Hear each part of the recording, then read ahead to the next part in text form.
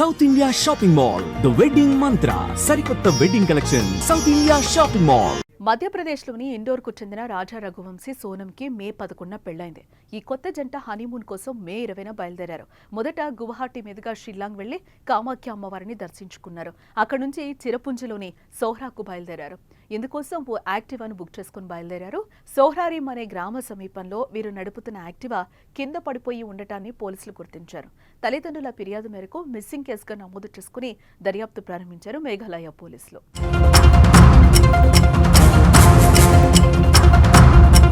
అయితే మే 23 నుండి రాజా రఘువంశీ సోనం జాడైతే కనిపించలేదు. పోలీసులు రెస్క్యూ టీం తీవ్రంగా గాలించారు. ఈ క్రమంలోనే సోహ్రా సమీపంలోని ఒక లోయ నుండి రాజా మృతదేహాన్ని స్వాధీనం చేసుకున్నారు. రాజాని హత్య చేస్తుంటారని పోలీసులు అనుమానిస్తున్నారు. అయితే సోనం ఆచూకీ ఇంతవరకు లభించనే లేదు. ఆమె కోసం విస్తృతంగా గాలిస్తున్నామని పోలీసులు అంటున్నారు.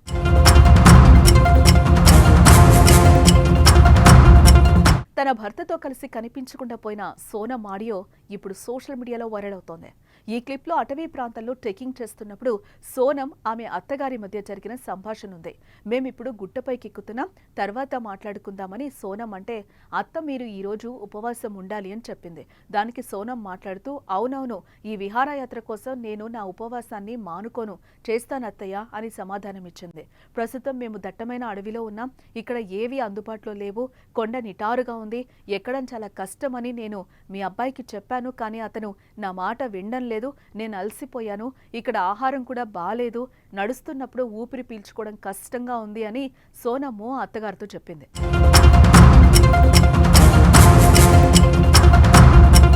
ఇక తల్లితో రాజా రఘువంశీ మాట్లాడుతూ, ఇప్పుడే శిఖరం పైకొచ్చాం, పండ్లు తింటున్నామమ్మా, నువ్వు పర్వతం పైకి ఎందుకు వెళ్ళావు, వెళ్తే వీడియో ఎందుకు షేర్ చేయలేదు అని తల్లి అడిగింది.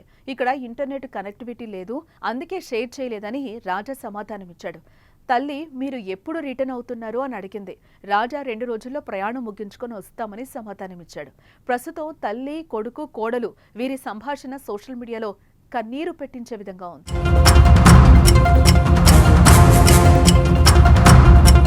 పోలీసులు స్థానిక గ్రామస్తుల సహాయంతో మే 24న గాలింపు చర్యలు ప్రారంభించారు. జూన్ 3న సోహ్రా సమీపంలోని లోయ నుండి రాజా మృతదేహాన్ని స్వాధీనం చేసుకున్నారు. అతని కుడి చేతిలో రాజా అని ఉన్న పచ్చబొట్టు ద్వారా అతన్ని గుర్తించారు. అతని శరీరం పక్కన ఒక కత్తి దొరికింది. అతను హత్యకు గురయ్యాడని పోలీసులు నిర్ధారించారు. సంఘటనా స్థలంలో పోలీసులు ఒక మహిళ తెల్ల చొక్కా, టాబ్లెట్స్, మొబైల్ ఫోన్, స్క్రీన్ భాగాలు, స్మార్ట్ వాచ్ను స్వాధీనం చేసుకున్నారు. ప్రస్తుతం సోనం రఘువంశీ అన్వేషణ కొనసాగిస్తున్నామని పోలీసులు తెలిపారు.